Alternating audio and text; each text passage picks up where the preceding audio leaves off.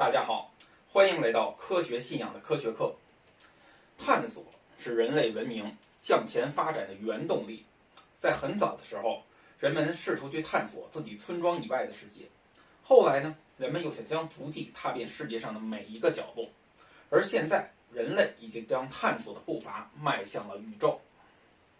要探索宇宙并不是一件简单的事情，因为你想去越远的地方，就必须要具备越高的初始速度。只有这样，你才能摆脱引力场的束缚。比如，我们要将一个航天器送入地球轨道，那么呢，就要达到第一宇宙速度，也就是每秒7.9千米。如果呢，我们要让这个航天器彻底摆脱地球的引力束缚，去探索地外星球，那么呢，就要达到第二宇宙速度，也就是每秒11.2千米。如果我们要是一鼓作气让这个航天器直接冲出太阳系，就必须要达到第三宇宙速度，也就是每秒16.7千米。要在一开始就让航天器达到这么快的速度，其实是非常困难的。所以就必须要让这个航天器在飞行的途中进行加速。加速呢有两个目的，第一就是提高这个航天器的飞行速度，以便摆脱引力场的束缚；第二就是为了节约燃料。那么如何进行加速呢？这里就引出了一个概念，引力弹弓效应。何为引力弹弓效应呢？我们都知道，天体是具有质量的，而质量会对周围的物质产生一个引力作用。我们的地球之所以能够围绕太阳公转，就是因为太阳的引力作用所致的。那么引力弹弓效应是怎么回事呢？这个其实我们可以做一个比喻，很像是掷链球，就是一个人拿这个链子的一头拴上一个球，然后这个人就转，提高转速之后呢，就把这个球扔出去。好，那这个球出去的时候呢，速度就非常的快了。这与引力弹弓效应的加速原理其实很像。这个扔球的人就好比是用于加速的那个大质量天体，而那个球呢，就好比是航天器。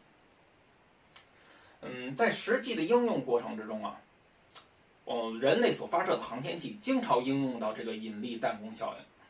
比如说我国发射的嫦娥4号探测器，就用地球作为这个加速器。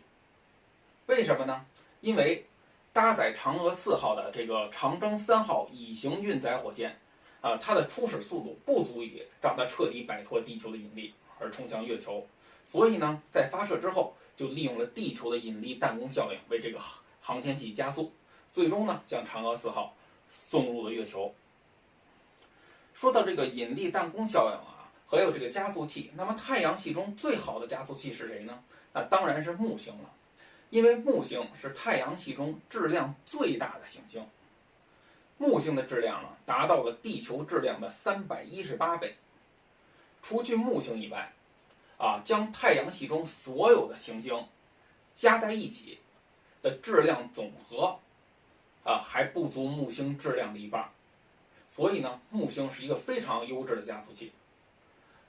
在已知的航天器之中，一个非常著名的就是旅行者2号，就利用了这个木星的引力弹弓效应进行加速。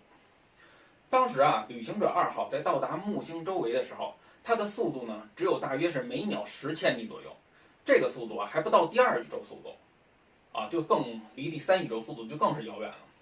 而它利用木星的引力弹弓效应加速之后，在离开木星的时候，它已经具备了每秒35千米的这个速度，这个时候是非常快了当然，利用这个大质量天体的引力弹弓效应进行加速，也是存在着一定风险的。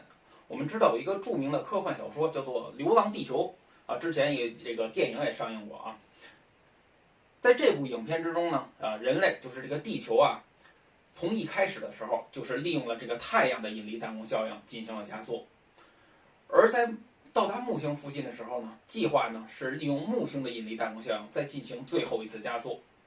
而结果呢，因为和木星靠得太近，这个差点出现了危险。事实上呢，也的确是如此。如果在加速的过程之中我们和这个木星靠得太近，那么呢，木星强大的引力呢，就可能引起这个地球的变形啊。但是如果离得过远呢，这个引力弹弓效应呢又不明显，难以实现加速，所以呢，这个是需要非常精确的计算的。咱们这次课呢就到这里，喜欢科学关注我，咱们下次课见。